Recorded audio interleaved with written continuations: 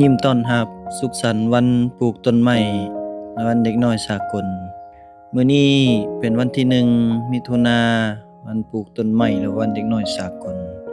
ขอให้ญาติโยมมีชีวิตที่ชุ่มเย็นพักกุมชุ่มเย็นคือกันกับต้นไม้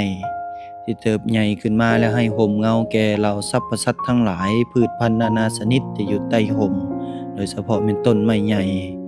และให้มีชีวิตชีวายังอยู่ในวัยหนุ่มทุกคนทุกท่านคือวันเด็กน้อยสากลให้มีชีวิตคือกับเด็กน้อยคืออิสระรู้จักปล่อยวางบ่ไปยึดติดกับสิ่งทั้งหลายทั้งปวงที่เข้ามาในชีวิตมีทุกข์มีสุขเป็นเรื่องธรรมดามีคนหักมีคนชังเป็นเรื่องธรรมดามีผิดหวังมีสมหวังนั่นก็เป็นเรื่องธรรมดาสัทธางตนโยมเฮาได้มาเสียไปเป็นของคู่กัน